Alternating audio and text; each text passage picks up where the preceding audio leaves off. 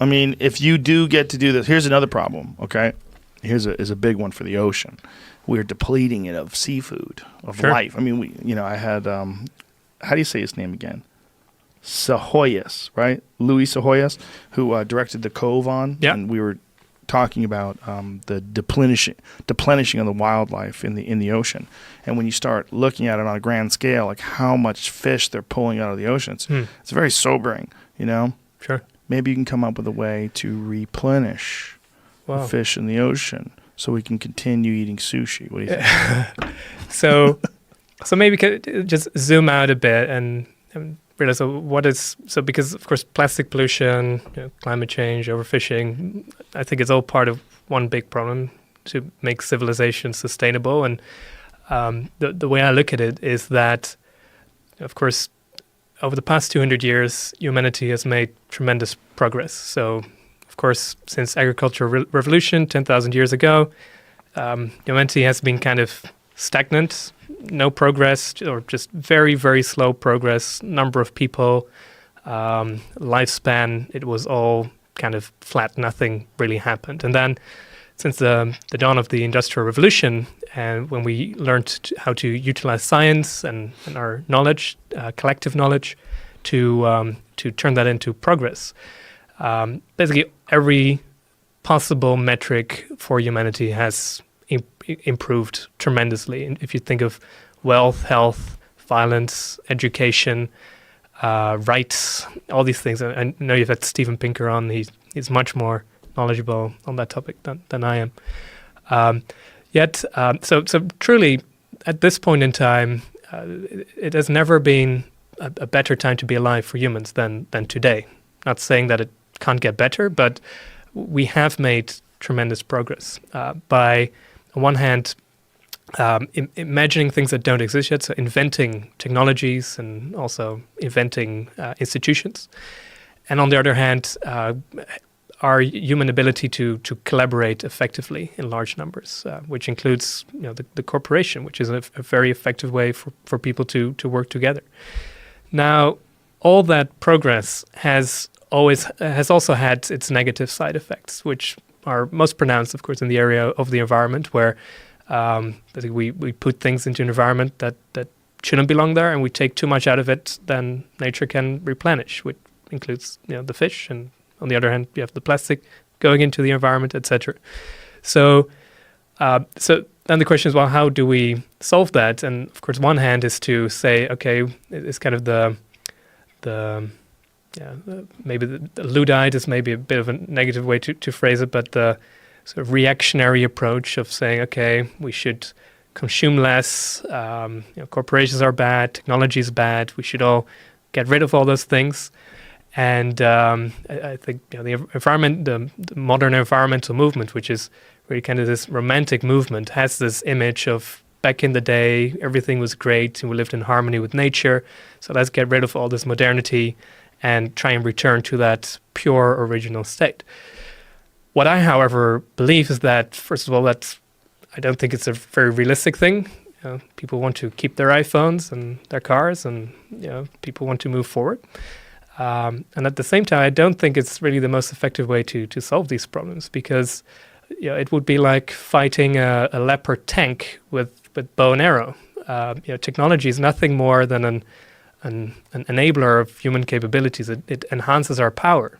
So why not use that power to also try and solve these problems as well? So rather than try and reject business, reject technology, I truly believe that we should embrace those forces that make us human and has created this amazing world to also try and solve these negative side effects as well. And that's why I believe the overconsumption of fish is not going to end by people all becoming vegan, but rather through fake meat. I think that the transport emissions are not going to be solved by people not flying anymore or not going anywhere anymore. Realistically, people are going to fly more, so we better invent technologies that allow people to do that without harming the environment. And the same thing, I think, would be the case for plastic and really other energy uses as well. No, I think that's a very wise way of looking at it, and it's it's a hopeful way of looking at it. And it's funny that today you kind of even though you're dealing with statistics and factual information, like the fact that it's safer to live today, there's less violent crime, it's easier to get by, there's more technology, more innovation, medical technologies improve radically. All these things are true, but you still have to say it's not where we want it to be. Right. I'm not saying that the world's you have to say that, even you, like, even though look, it's the worry about people barking at you. So worry about people. It's still terrible in parts of the world. It's still terrible for people of color. It's still terrible for trans. It's still. I get it. No one's saying that there's not room for improvement, but you have to say that. Like you, even though you felt compelled, you're like, it's still not perfect. Yeah, and I wonder why it's so controversial. I think it's important to learn from the things that we do well and then apply that. I don't think it is that controversial. I think it's a trick. Yeah. I think there's just a lot of people looking for every single opportunity to complain, even to someone like you who has, objectively done nothing but good. You say one thing, Steven Pinker took a ton of heat for saying that. And even though he's talking about actual scientific statistics, he's not saying the world's perfect and everyone should shut up. What he's saying is we should look at this, from a bird's eye view, look down and understand that although there's much work to be done, we're in a great place in comparison to the rest of human history. Sure. And it's hopeful to realize that progress is possible. Just imagine that there's something that feels intuitively right, as if every step forward would also have to equal a step backward elsewhere. Yes. And I don't think that's the case. There's plenty of things that you can invent that are not that.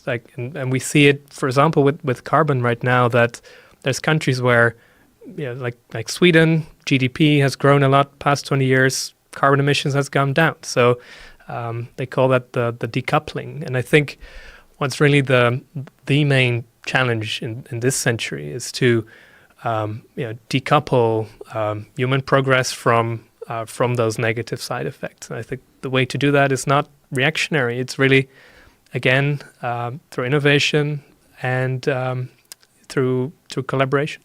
I agree with you, and I think that a lot of times people just assume that these are the consequences of innovation, that there's a pro and a con to everything, because there have been so many things that are inventions where there are a pro and a con to it.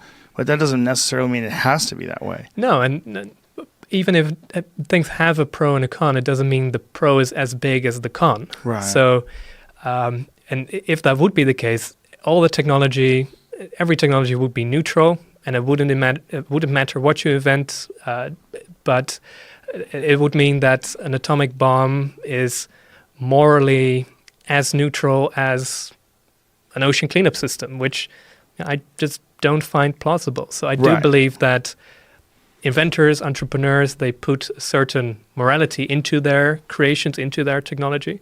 There is a certain use that you prescribe with your invention. I mean, you don't use nuclear bombs to wash your car, right? I mean, you use it not for benign uses, unless maybe you want to terraform Mars, which some people propose to do with atomic bombs. I don't know whether that's a good idea. I don't think technology is neutral. It has a morality. So what that means is that as long as we consistently develop net positive technologies, eventually the world does get better and better. If, say, a technology is 60% good and maybe has 40% downside, okay, but then we can invent a solution for that 40%, and maybe that's again net positive, and you kind of get this cascade of ever improving world. No, I think what you're saying sounds beautiful. And if more people thought the way you're thinking, I think the world would be a better place. I like the positivity. I like the optimism in what you're thinking, particularly in terms of what's possible with innovation. Yeah. Well, I just don't think that being against something is very productive. Mm-hmm. It doesn't really move us forward. So rather than protesting against the things that I don't agree with, and there's certainly things that I don't agree with, but again, I don't think it's very helpful. Rather than doing that, I much rather build towards a future that I do agree with. Listen, man, I think what you're saying is very, very logical. I wish more people thought like you. You're a great role model for a lot of kids to use your energy in a positive direction. It can be done. Yeah, sure. I mean, I think we agree with each other. Well, the journalists are fucked right now, and it's not their fault. It's just print journalism is almost on the way out in terms of like buying things, like buying newspapers and buying magazines. Their numbers are radically down. Sure. So they resort to online things. Well, in the online world, you have so much competition. You have competition from a million different things that people can choose to look at or read.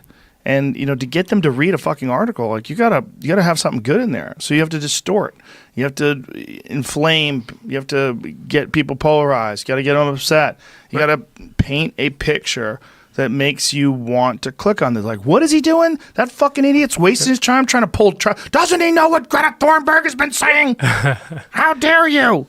That's what's going on, man. Yeah. But it's just a fun, weird time for humans. There's a lot of negative things, but there's also a lot of positive things. It's a fun, weird time. Yeah. There's a lot going on, and it's happening very, very, very quickly. And the prognosticators, the people that are trying to, have some sort of an idea of where this is all going, no one really knows. And change is happening at such a rapid pace that it scares everybody. So they're looking to define things, and they're looking for control, and they're looking to be the person who's got it figured out, because nobody's got it figured out. Right. It's madness. The earth is heating. The fucking ice caps are melting. The fish are disappearing. People are eating dolphins. It's madness. It's madness out there. The fucking garbage patch is growing and growing and growing. And if it wasn't for someone like you who's actually acting and doing something about it, it would just get worse. You have a workable solution. You should be applauded. Yeah. Fuck that guy. You heard me. Right, Jamie? I don't think it was specifically. Fuck that guy, right? Fuck him hard. Fuck him hard, right? Yeah. Yeah. Jamie agrees. Well, consensus. Brilliant. Yes. Consensus is fuck that guy. Yeah. But I consensus get doesn't create clicks, so maybe we need that some guy is trying controversy he's trying to make a living, or she, or there, or they. Yeah. They're trying to make a living. I mean, I understand. It's like in this day and age, like you have things you have to write about. So they write about things, and it might not necessarily be, honest. So how do you incentivize the truth? That's the question. Again, I think we're in this transitionary phase. And I also think technology is going to make a lot of what we're concentrating on obsolete. I think we are really, really close to some crazy breakthroughs in terms of the distribution of information that's going to make it obsolete. And people aren't going to care as much about clickbaity things because you're going to be able to feel things from digitally created media. I think we're very, very close to augmented reality becoming an essential part of people's lives. The same way your phone has become an essential part of your life. 20 years ago, no one carried a phone around. It was very rare. And 1999, I mean, a small percentage of people had phones on them. Now it's 100%, right? All this stuff is happening at this exponentially increasing rate. When they implement augmented reality, and who was telling us that Apple's like somewhere around 2021? Man, it might have been. I've been looking that up. Yeah. I mentioned it once or twice. You definitely did. Might have been you. But some other folks have brought it up too, that Apple's really close, and they're in the process right now of developing some sort of augmented reality goggles. And they'll be like glasses, like you put on a pair of just like this, but you'll be seeing all these things in front of you. You'll be able to move them around. You'll be able to see navigation. You'll be able to turn it on and off. It'll probably work on Siri. You'll be able to talk to it. And you're going to be able to get video and information, written podcasts, all these things, music. It's going to come through this.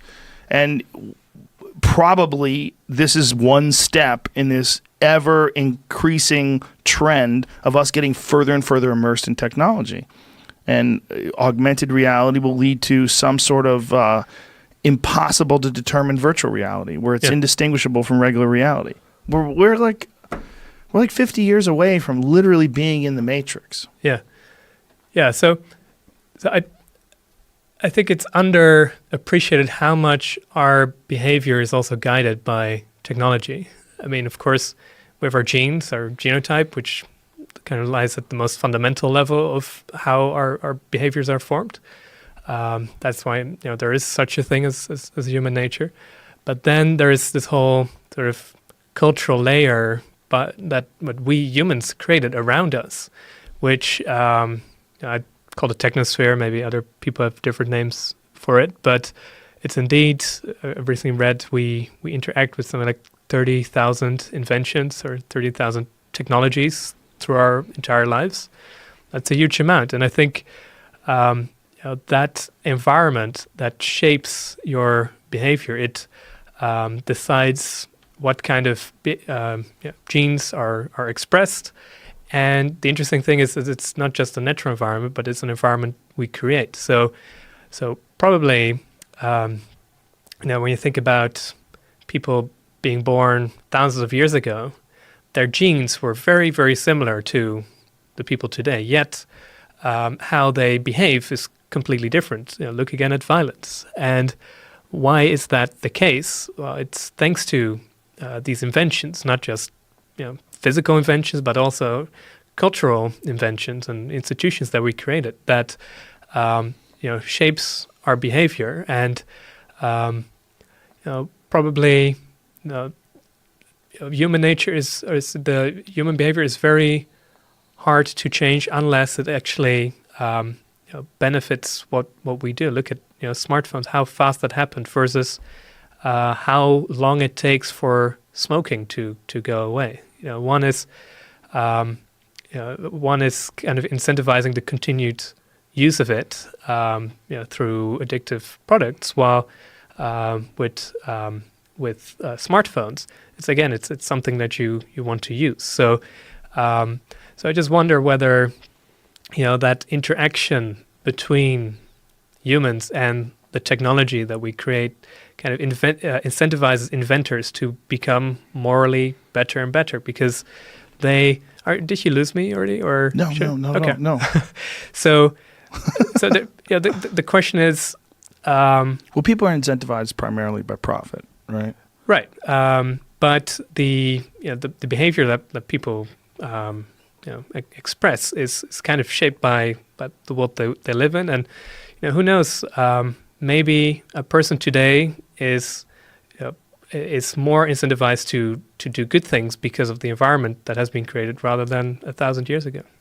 No, I think that's absolutely the case. And I hope that people's ability to express themselves through social media, although it's often negative and bitchy, sometimes also can give you a sense of the moral landscape of the culture.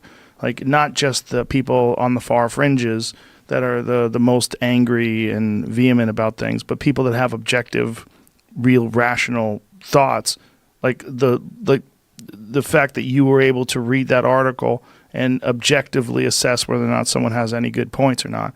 If we could all do that about everything, if people had that sort of perspective, instead of being so reactionary, instead of being so angry about things, just look at criticisms, look at possibilities, look at all these different things, and then shape technology to fit within our ethical and moral boundaries.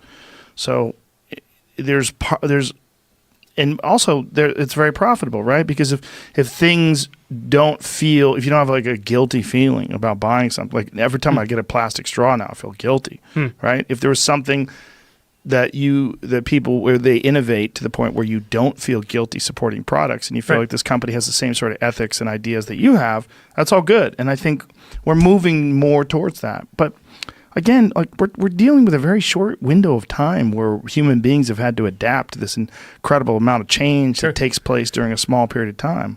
Yeah, it's kind of where one way to look at problems is that it's kind of this chasm between human nature, human behavior, and how we want the world to be. And indeed, social media, that's the case, but similarly for environmental problems. We humans are driven by certain things. Indeed, self-interest is definitely a big part of it. And yet, that's not creating the world right now that we want to live in, because the technosphere, the technology that is the interface between the world, so sort of nature and human nature, that interface is not compatible with both. So you either have something that's compatible with human nature, so it's like a big car with a V8 engine, but that's not compatible with nature. Or you have something that's compatible with nature, which is probably walking, but it's not really compatible with human nature because we're lazy and greedy. Yeah, it's cold outside, and you got to get somewhere in a snowstorm. Exactly. So ideally, what we do is, rather than trying to change humans, which I don't think is a very futile activity, because there is such a thing as human nature. We have genes. We have this evolutionary history. Rather than trying to change that, I think it's much more effective to change the technology around us that enables our inner desires and behaviors to be positive rather than negative. I agree with you. I think it's going to be difficult, though, to get that same sort of positive result when it comes to our addiction to technology, our addiction to smartphones in particular. I mean, for a long time, it was like televisions, right? Like people talked about how much kids watch TV. Right. Kids watch TV 8 hours a day. It's so much. It's so bad.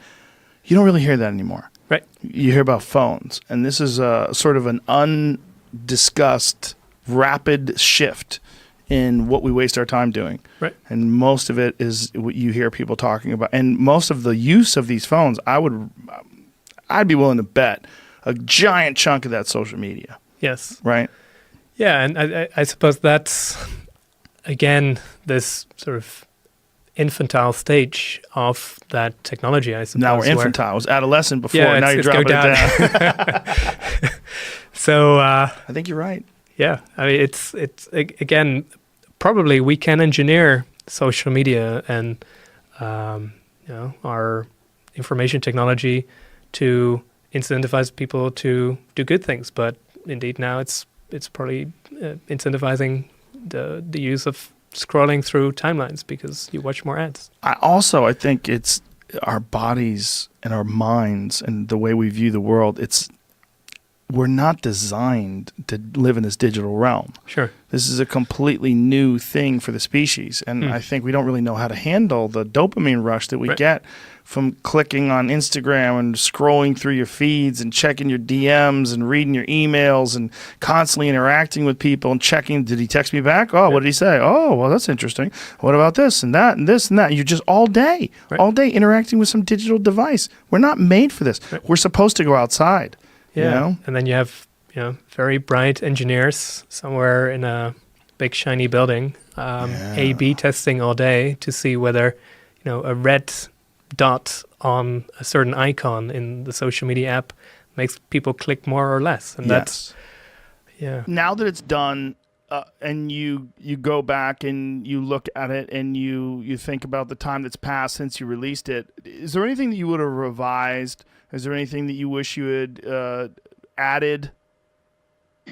Yeah, a lot of it I think stands. A lot of the stuff is still true. It holds the same sway with me. I still endorse it.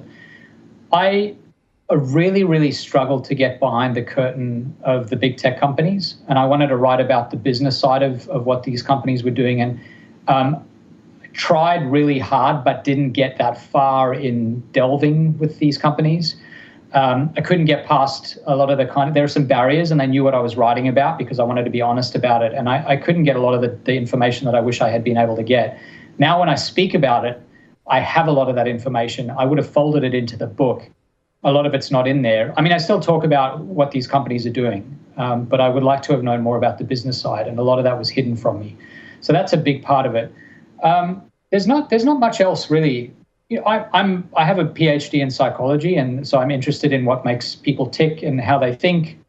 And so the middle big chunk of the book is these different hooks that are embedded in these platforms that make it hard for us to resist them. And that hasn't changed. That's as true as ever. And so I don't feel that I would change anything about that part of the book. What about the business practices of these companies was interesting to you? that they're aware of how addictive all these things are? Yeah, one of the practices that I found fascinating was the extent to which these companies use massive data sets to make their decisions, and huge amounts of data. So, there are two ways to make smart decisions when you're designing a product. The one way is you speak to smart people who know a lot about humans and what makes them tick, their motivations, and then you take that information and you embed it in the platform that you're designing. But that's really hit and miss. That's how a lot of video game development worked. And again, speaking to these video game experts who've designed games that have made tons of money, who have been very successful, a lot of them will say, look, I created a lot of games, but a lot of them missed the mark. I had a couple that were great successes, but for every 2 that were successful, there were 10 that weren't. So there's a lot of kind of trial and error. What the big tech companies do in large part is they avoid the trial and error by being completely agnostic about the theory of what's going to drive us. They don't need to know about that. All they need to do is run this series of kind of trials by combat. So if you're playing, again, World of Warcraft, Fortnite, what I do is I throw two different versions of a particular mission up, and half the players will play one version, the other half will play the other version. Let's say one of them is through a forest. The other one's identical. You have to do the same thing, but you're going by the ocean. The question is, what effect does that have? And you might discover people will play the mission 10 minutes longer if they're by the ocean. So then you say, okay, we're going to privilege ocean missions. So now we have 2 versions of the ocean mission. This is round 2 of the trial. You can either rescue an artifact or you can rescue a person. And people, it turns out, are more interested in rescuing a person. So they'll play for an extra 10 minutes. If you do this kind of trial by combat, round after round after round, you're evolving a weaponized version of the platform. So you keep selecting the version that's hardest for us to resist. And if you do that en masse, it ends up shaping the user experience. You end up having features on the platform that are designed to be hard for us to escape from. If you're creating a game, you release the version that's most difficult for us to resist. Now, of course, forever, people who are writing movies or books or any form of entertainment were trying to do this. They just were much less good at it. What the tech companies do is they make this kind of a sure thing by having access to billions and billions of data points and getting real-time, very rapid feedback from us. Isn't it also, to compare it to books and movies, it's not a fair comparison because those things end. Yes. That's really where the problem lies, right? Is that a book or a movie is not going to make you eat pizza 3 times a day and gain 40 pounds over 5 weeks because you're trapped in your house doing nothing but enjoying this book or movie constantly because there is no end to it. Like, there's something... Like, I completely understand why they would do that. I mean, it makes sense. You're engineering a game. You would want to make this game the most compelling, the most entertaining, the most engaging possible. But do you think that these companies have a social responsibility for recognizing the fact that they are massively addictive? Do they have an ethical or social responsibility? Yes. Yeah, absolutely. Absolutely. I think they do. I think the biggest problem, the most broken part of all of this is the incentive model. So all of these platforms pretty much rely on, I'm thinking about Google, Facebook, Instagram, Twitter. These platforms require your eyeballs for as many minutes of the day as possible. And every minute that you're not spending on that device, you're spending minutes doing other things. That is a loss. They conceive of that as a loss. And it is, because it means that they're less capable of attracting advertising dollars, and that drives the whole model. That is a broken model. It's a terrible model because it privileges extracting minutes of time over delivering well-being. Now, historically, products were largely, if I made a great product, like when you played... I think you said it was Quake, right? Yeah. Is it Quake? Yeah. Quake, yeah. When you played Quake, when I played Doom, when I played Super Mario as a younger kid than that, when Nintendo came out, that was just an incredible product. I think that was just, that was designed to deliver a phenomenal A-plus top-class experience. And when you speak to the video game developers, there's a purity to it. The creator of Mario and the creator of Tetris and all of these games, they all talk about the kind of love that went into creating these games. That's gone. This is not about making us happier, giving us a good experience, an experience that we're willing to part with our money for. It's all one big kind of heist. They're trying to trick us. They're trying to basically get us to part with our time and therefore with our money. And yes, there's an ethical responsibility. I mean, if you see there's an industrial company and this company is making billions of dollars, but there are major externalities, so negatives that come with that. Let's say they're spewing crap into the waterways and into the air. That's something that, for the last 25, 30 years or so, the government has said, that's not okay. We're going to penalize you for that. I'm not suggesting they do exactly the same thing with tech companies, but there is an externality. These companies are making billions of dollars. The externality is not that they're poisoning their waterways and the air, but they're changing how we live our lives. And I'd argue in many ways for the worse.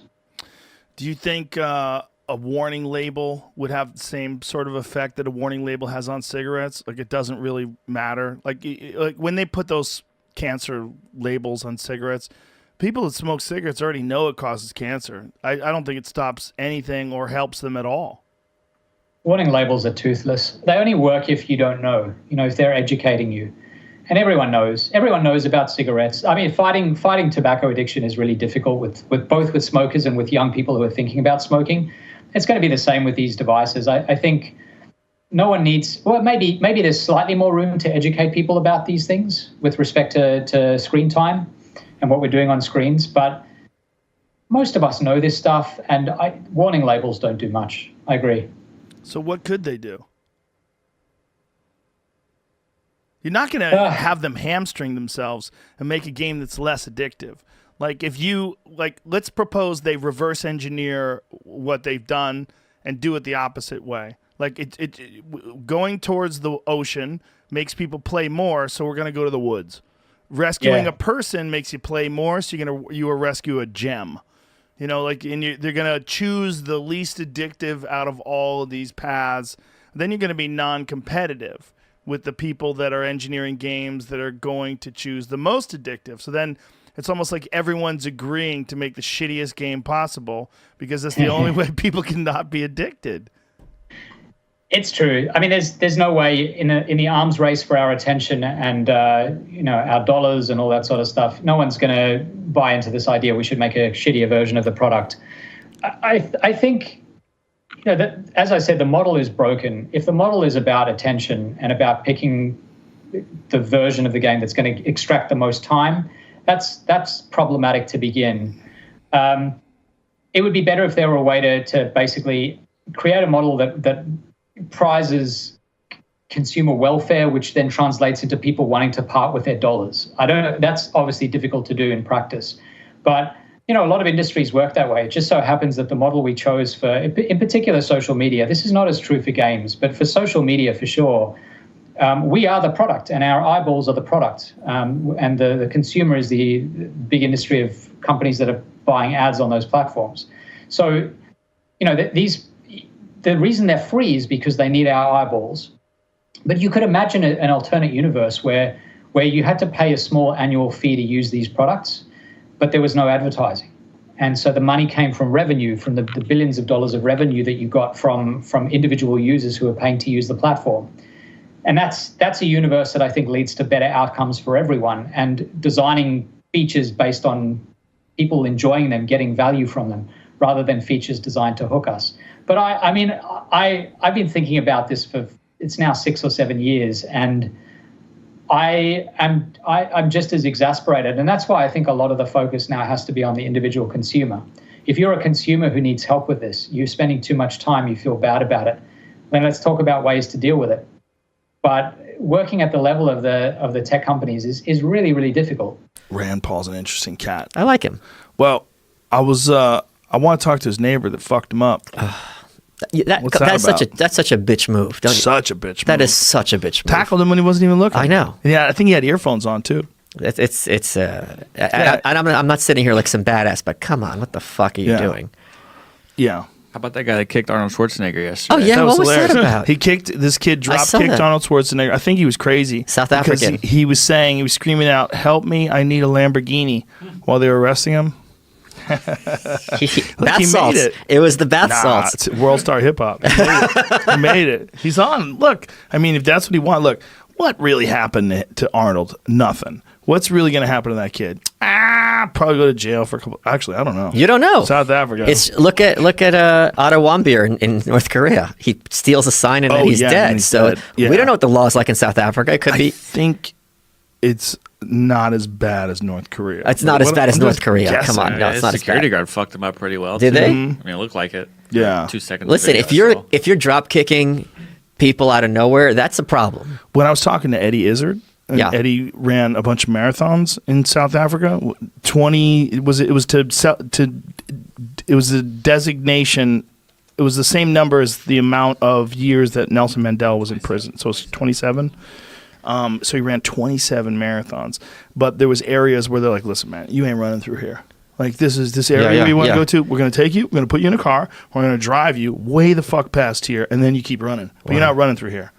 Like you'll Shit. get killed. You'll Oh, get robbed. yeah. You get carjacked. We're all going to get shot. You're not going through here." And that's, there's parts of the world that are like that.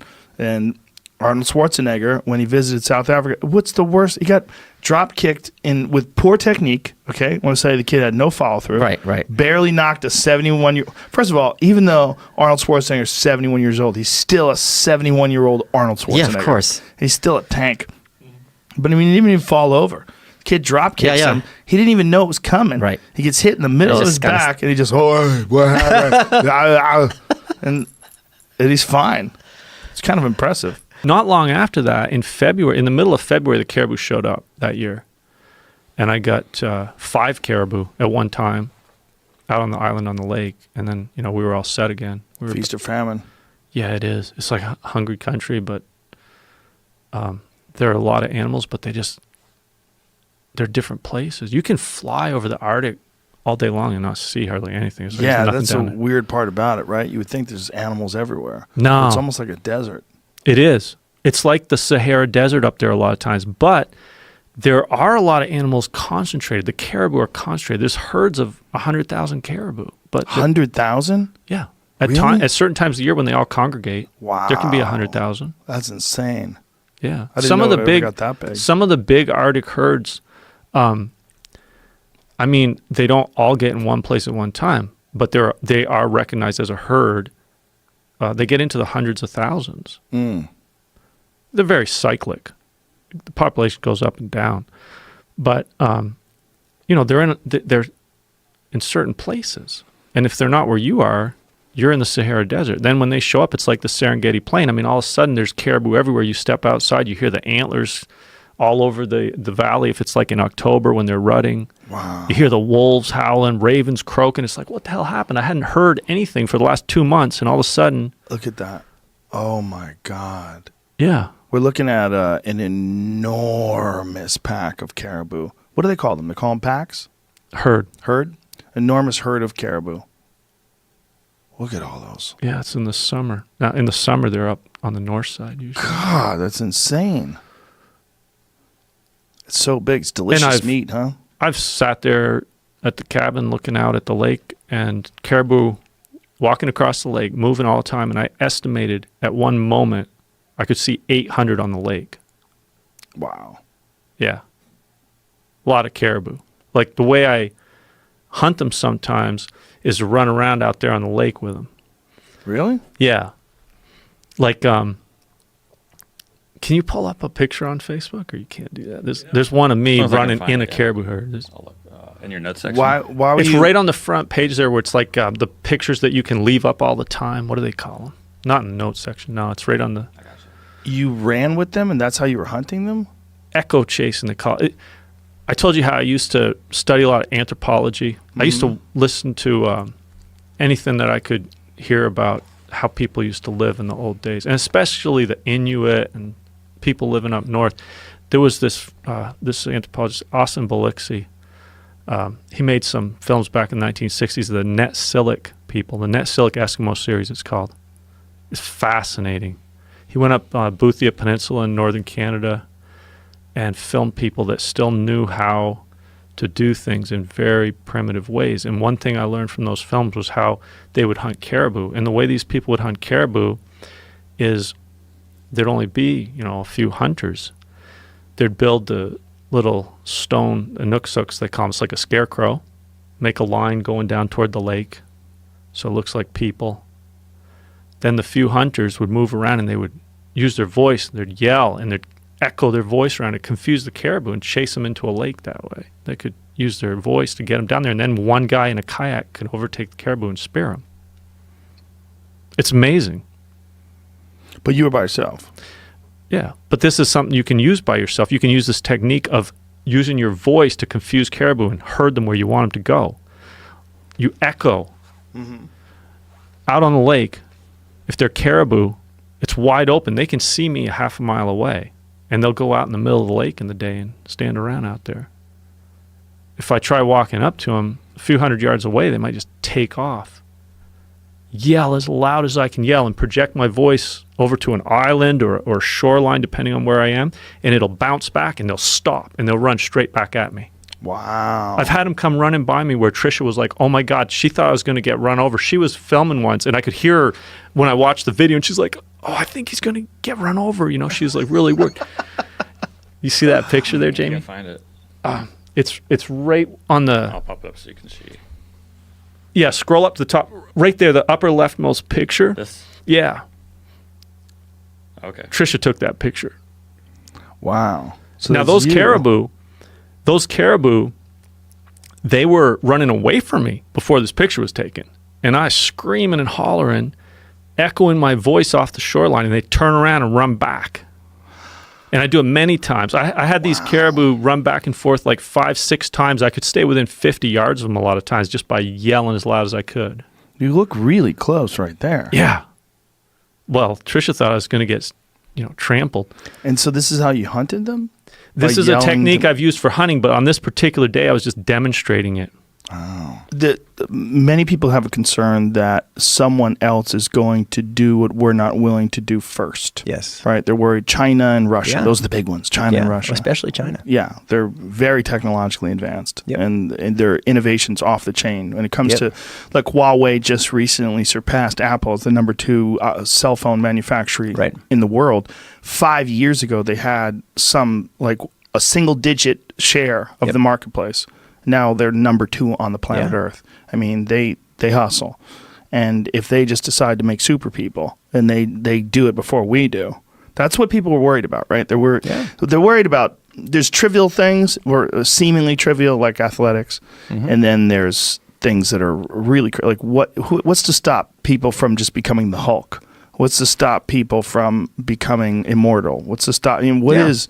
Well, two questions. First Okay. is China, because I think Yeah. it's a really big issue. The story of the 21st century, one of the biggest stories of the 21st century, will be how the U.S.-China rivalry plays out, and the playing field will be with these revolutionary technologies. And China has a national plan to lead the world in these technologies by 2050. They're putting huge resources. They have really smart people they are really focused on. And it's a big deal. Yeah. In genetic technologies, when last year my book Hacking Darwin was already in production in November when it was announced that these first genetically engineered babies had been born in China.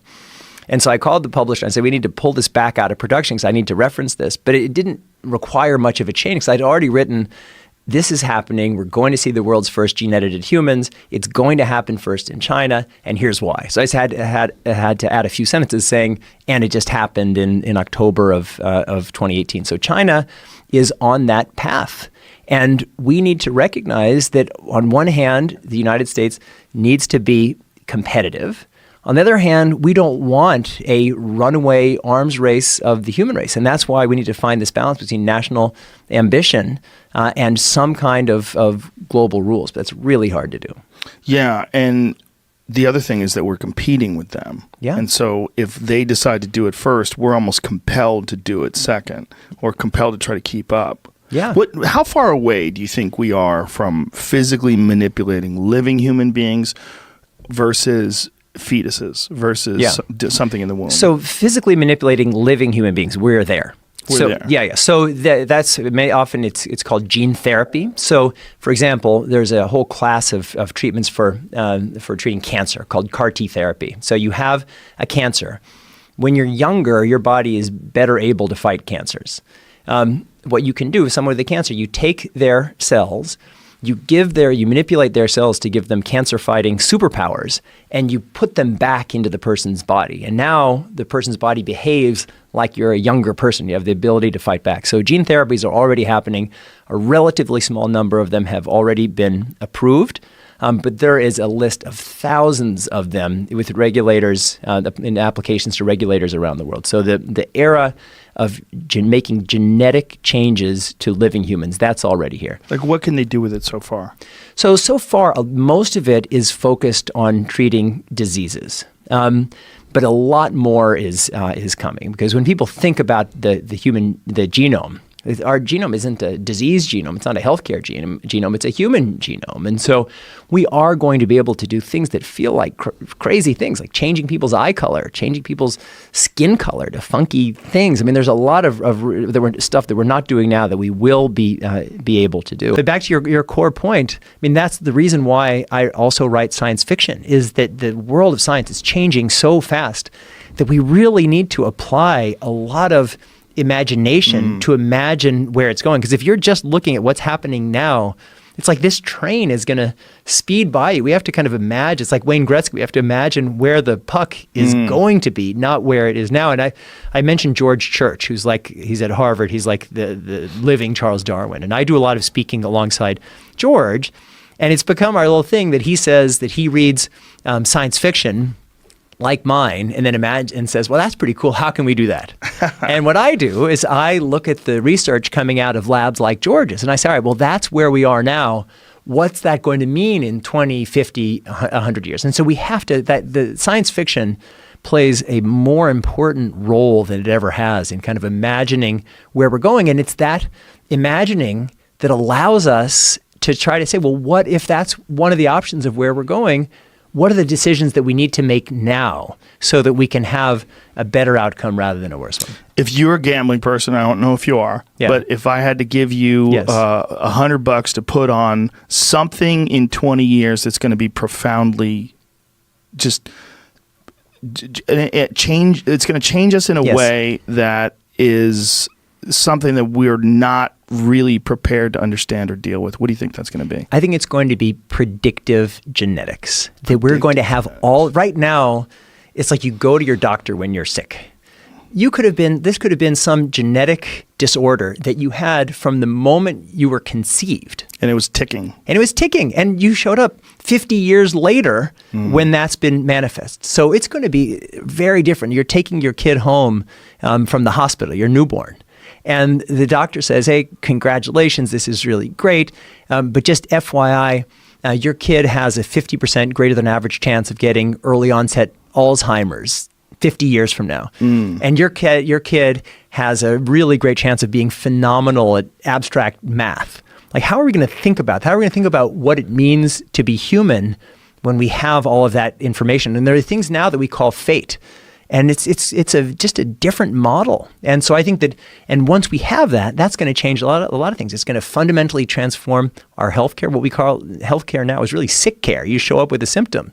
And this is going to be predictive. And it's going to change the way we make babies, because people are going to have real choices about which embryos to implant, and we're going to have a lot of information about a lot of really intimate stuff. So you feel like genetic manipulation and genetic engineering, genetic understanding, genetic knowledge, and then applied genetic medicine. Yes. Those are going to be the big changes in the next 20 years, even more so than technology. Well, it's interconnected, because it's like a super convergence of these technologies. So the genetics revolution is the artificial intelligence revolution, in the sense that the complexity of genetics is so great. It's way beyond what our brains on their own could process. And so really, all these technologies are touching each other. And so the biological models are now influencing the AI. So for example, we are coming to the limits of silicon storage, but DNA has unlimited storage capacity. So it's as I've said before, the boundaries between biology and AI, or genetics and AI, is going to be very blurry. Yeah, that is an interesting concept, right? The idea of storing information in DNA, right. And that has been discussed. Yeah, well, DNA is the greatest information storage mechanism ever imagined. But the question is, what happens when you do store things in there, and how does that information interact with all the rest of the stuff that's in your body already? Well, I mean, if you can do it in your body, it doesn't have to be in your body. But just think of like your DNA has 4 billion years of history, and it's done a great job of recording it. It's incredible. Yeah. Like I have old 8-track tapes. They haven't lasted.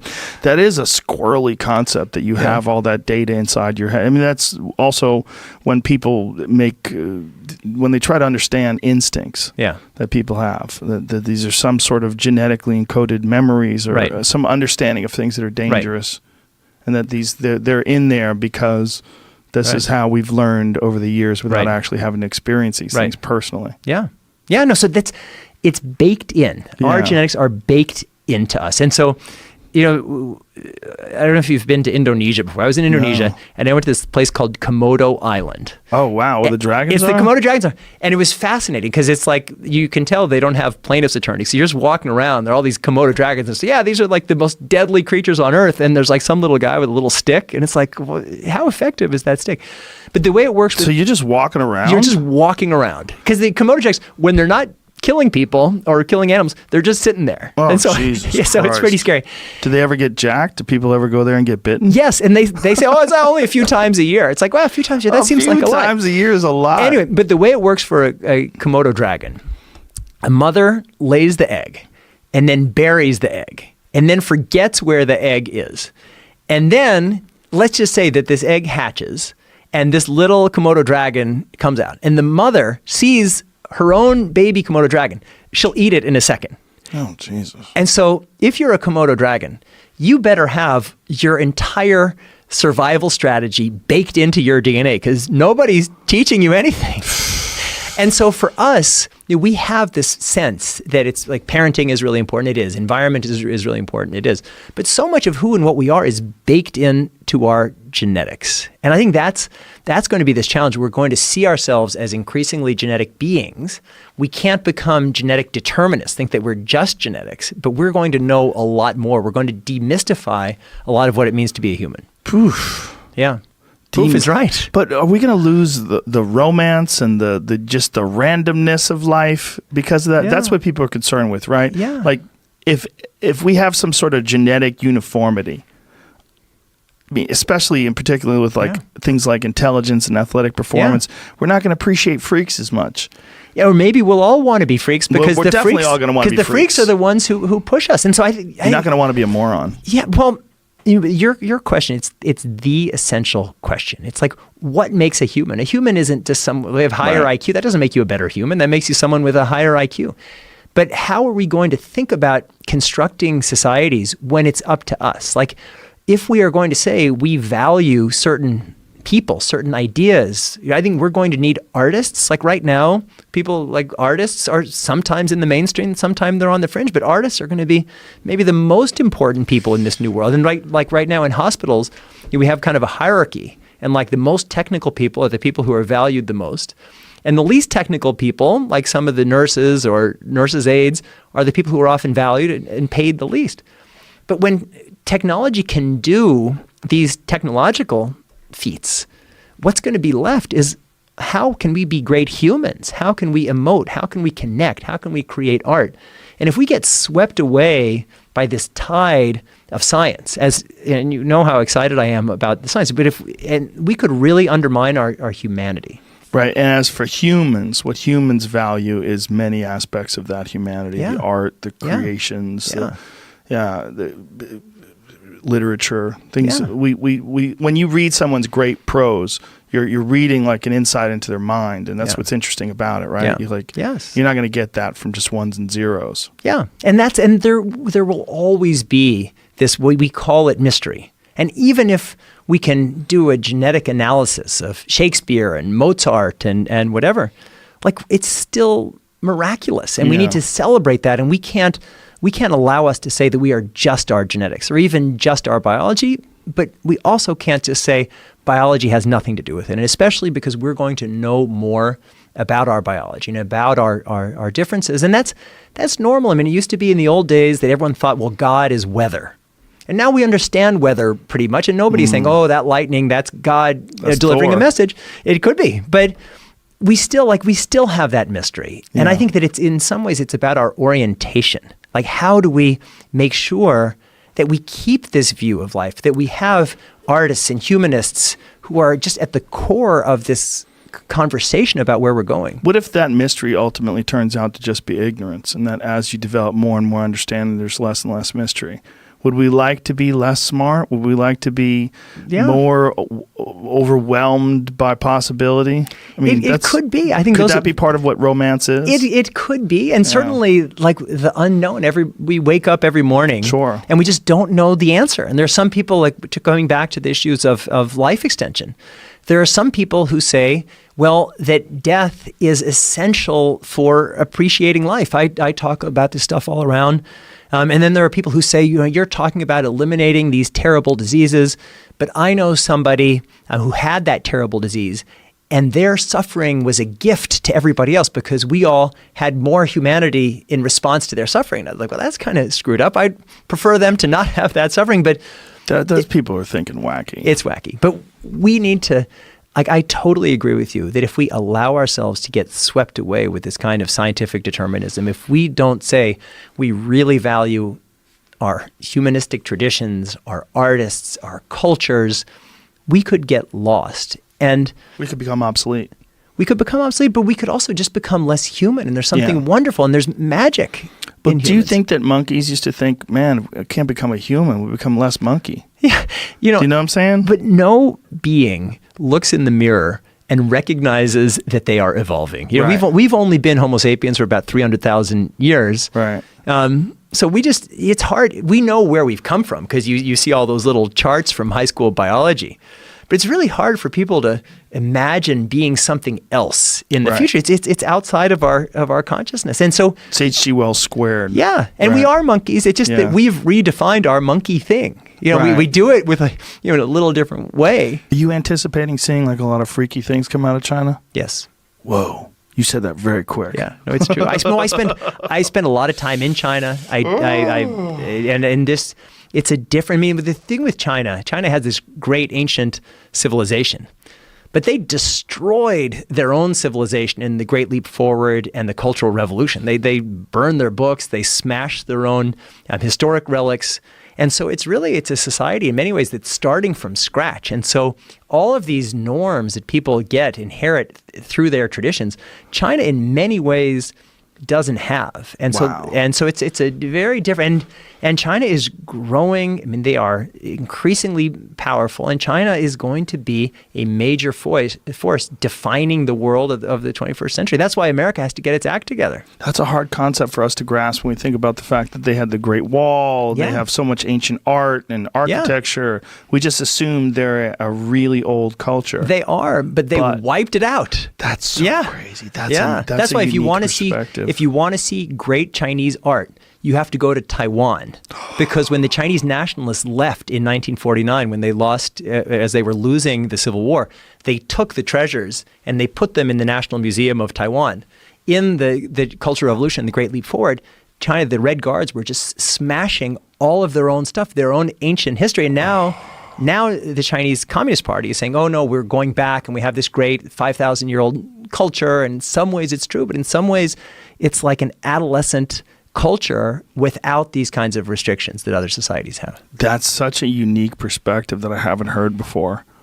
And it makes so much sense in terms of like how frantic they are at restructuring their world. Yeah. And they feel that they got screwed over because there is this vague sense of Chinese greatness. When you hear the word Middle Kingdom, it's like China's the center of the world and everybody else is some kind of tributary.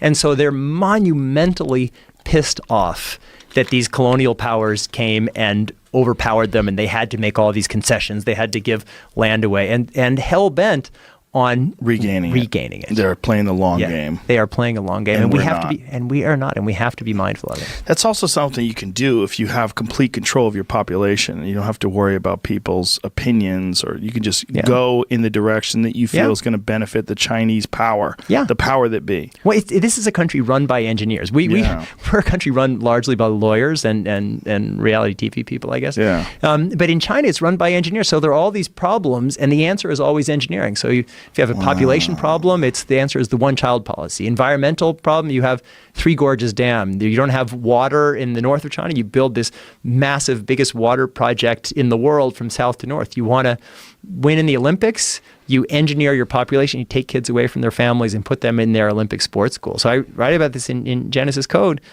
If you're China and you kind of have this Plato's Republic model of the world, and we're going to kind of identify the genetic or maybe manipulate these genetic superstars to be our greatest scientists and mathematicians and business leaders and political leaders, like there's a model that you can imagine for how to do it. Wow. It makes you really nervous. It should. Yes. That's the thing. No, it's like, that's why, like, I just feel like with this country, we don't have time to have all these distractions. We're focusing on junk. Like what? It just like all of this, I'm on CNN all the time when I'm home in New York. And I always say, like, you guys, and I'm talking about kind of geopolitical issues, China and North Korea. And what I always say is, like, you guys recognize this is porn. Like CNN and MSNBC, that's like one kind of porn. And Fox and whomever else, InfoWars, that's another kind of porn. But it's all porn. And we're drawing people's attention to these few stories. But there's these big stories that we have to focus on. And certainly the rise of China is such an essential story for the 21st century because China is competing in all of these technologies. And China, it's like go, go, go. I mean, people in China who are involved in the tech world, when they go and visit Silicon Valley, uniformly they say, we cannot believe these people are so lazy. Like, why are they not working 24 hours a day? Why are they not issuing new products every week? And so this is, I mean, they are racing somewhere, and it's going to have huge implications for the world. And so if we believe in our values, as I believe we should, we have to fight for them. And the place that we have to fight for them first is here. And we can't, it's just like every day that we're just focusing on this drama, this reality TV drama of our government is another day where we're not focusing on the big things. How are we going to get our act together? How are we going to lead the world in technology? I mean, if another example is immigration. Like, we have this whole fight of how do we keep people out? What I'd like to do is to go to the State Department and say, all right, every embassy in the world, you have a new job. We're going to give you whatever number, 500 slots per year. You have to, in your country, find the 500 most brilliant, talented, creative, entrepreneurial people and say, we're giving you a green card. We're going to give you a little starter money. We want you to move to the United States and just start a life and have kids. And we should be creaming the crop, skimming the cream of the rest of the world. Like, we could take over, we could revitalize this country, but we're having this fight of how do we keep a small number of refugees out? And it's just, we're not focusing on the right things. That's again another very, very interesting perspective. We learned about Huawei in this country, really, not just, well, I learned about it because they put out some pretty innovative phones and some interesting technology. But we learned it because the State Department was telling people to stop using their phones. Yep. Do you think that is trying to stifle the competition, because the market share that they have, if they do really have the number 2 selling cell phones in the world now, that's not from America. America's largely out of that conversation. Right. And if they were in America, they would probably dominate in America as well. Because they're cheaper. Yeah, and they're really good. Yeah. I mean, their phones are insane. The cameras in their phones are off the charts. Yep. They put some video of the zoom capability of their newest phone, and people were calling bullshit. There's no way, that's not even possible. But it turned out it was true. Yeah. It really can zoom like a super expensive telephoto lens. Sure. Yeah. So Huawei, it's a complicated story. For sure, the founder of Huawei is a former Chinese military officer. For sure. In the early stages of their company, they straight out stole lots of source code from companies like Cisco. For sure, we should be really worried if Huawei is the sole supplier of the infrastructure that supports 5G all around the world, because the Chinese government would have access to everything. And so that leads us to the question is, one, is there a problem with Huawei itself? But then two is, let's just say, and so I think the answer to that first question is probably yes. But then the question too is, let's just say Huawei is a legit company and they're not totally intimately connected to the Chinese government.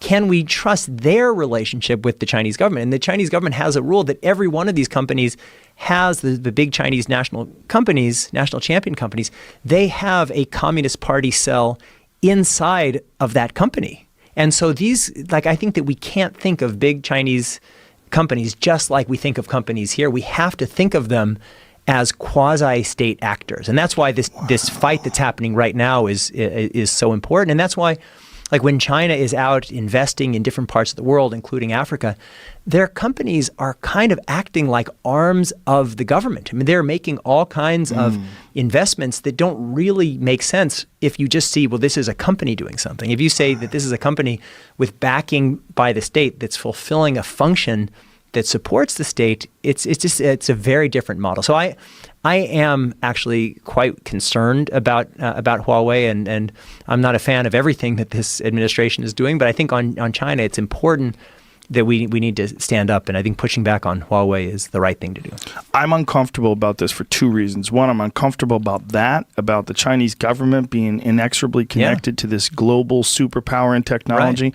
But I'm also uncomfortable that it sets a precedent for other nations to follow. Yeah. Because they're like, look, this is the only way to compete. Because what you were talking about, the investments that Huawei or that the Chinese government makes in these other these countries, and that don't seem to make sense if you're just dealing with a company. Right. But if you're dealing with someone who's trying to take over the world, it makes a lot of sense. Yeah, and so when we have our companies that you're out in someplace in Africa and you're competing with a Chinese company to do something, build a port or whatever. Yeah. And you're competing because you are an American company, and so you have your calculus, all right, this is the port, what's the income stream going to be about it? And you have a certain amount that you can bid, because otherwise it becomes a bad investment. But if the Chinese company is that, their calculus is not, is this a good or bad investment? It's what is the state interest in controlling or quasi-controlling this asset?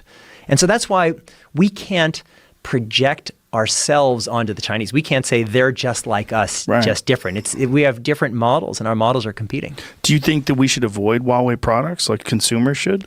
I think the government should very tightly regulate products like Huawei products. Because some of their network, like routers, exactly. They've shown that they're using them to extract information. And so we have a long history of European, Japanese, South Korean companies that have invested very well. They've outcompeted us, and we allowed the Japanese companies to outcompete our auto manufacturers, and that was fine in the sense in the 1970s our cars had become shit because we had this monopoly. And so I'm all for open competition. I'm all for free trade. It has to be fair.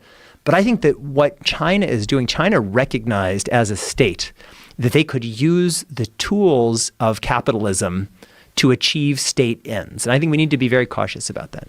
That's interesting that you compare it to the automotive market, because the consequences are so much different, right? So much different. But we do have a model to go on. We could see what happened. We made shitty cars. The Japanese took over. Yeah. And then we made better cars. Like I have a rental car here in Los Angeles, and I went to the rental car place at LAX, and they had all of the different cars, and there was like a Nissan and a Toyota, and there was a Cadillac. And I thought, I said, I'm going to go with the Caddy. So it's a great car, and so I think they're amazing. They're incredible. Yeah, American cars are very good now. They're great. Yeah. And so like I'm all for competition, but I just feel like what some Chinese companies are doing, it's not competition. They have become, not all of them, but quasi-state actors. And if that's what they're doing, I think we need to respond to them in that way. When you think about the future, at least me, let me tell you my concern. Yeah. I'm worried that rich people are going to get a hold of this technology quick, and they're going to have massive unfair advantages in terms of intellect, in terms of physical, athletic ability. We really can have a grossly imbalanced world radically quickly if this happens fast, where we don't understand exactly what the consequences of these actions are until it's too late, and then we try to play catch up with rules and regulations and laws. Yeah, that's a very, very real danger. And that's why I've written this book. That's why I'm out speaking every day about this topic, because we need to recognize that if we approach these revolutionary technologies using the same values that we experience today, where we're here and very comfortable, but just down the road there are people who are living without many opportunities. There are people in parts of the world like Central African Republic where there's just a war zone. Kids are born malnourished. If those are our values today, we can expect that when these future technologies arrive, we'll use those same values. So it's real, and right now we have an opportunity to say, all right, these technologies are coming. Whatever we do, these technologies are coming. There's a better possible future and a worse possible future. And how can we infuse our best values into the process to optimize the good stuff and minimize the bad stuff? And certainly what you're saying is a real risk. Think of what happened when European countries had slightly better weapons and slightly better ships than everybody else. They took over the world and dominated everybody. And so, yeah, it's very real. The governments need to play a role in ensuring broad access and in regulating these technologies to make sure we don't get to that kind of dystopian scenario that you've laid out. Well, it's also in terms of governments regulating things, like why are they qualified? Who are they? Who are the governments? They're just people, right? They're people that are either elected or that are some sort of a monarchy. Or you're dealing with either kings and queens and sheiks, or you're dealing with presidents. And we've seen in this country that sometimes our presidents don't know what the fuck they're talking about, right? So who are they to disrupt science, to disrupt this natural flow of technology? Well, we need somebody to do it. We need some representation of our collective will, but just to avoid some of the things like you just mentioned. That's the reason why humans banded together and made these created governments. And the reason for democracy, especially if you have more functioning democracies, is that your government in some ways reflects the will of the people, and the government does things that individuals can't do. And I know there are libertarian arguments. Well, everyone should just, like, if you want a little road in front of your house, either go build the road or you pay somebody. But there are a lot of things even in that model that won't get done. There are a lot of kind of big national and even global concerns that you need some kind of regulation, because what we're talking about is the future of life and life on Earth, and there have to be some kind of guardrails. And that's why what I'm arguing for is we really need to bottom up. I think every person, and that's why I'm so thrilled to be here with you today, Joe, every person needs to really understand these revolutionary technologies like genetics, like AI, and all of our responsibilities and opportunities to say, hey, this is really important. Here are the values that I think that I cherish. And just like you said, I don't want it to be that the wealthiest people are the ones who have kids with higher IQs and live longer and healthier than everybody else. And then, so we have to raise our voice. And there needs to be a bottom-up process and a top-down process, and it's really hard.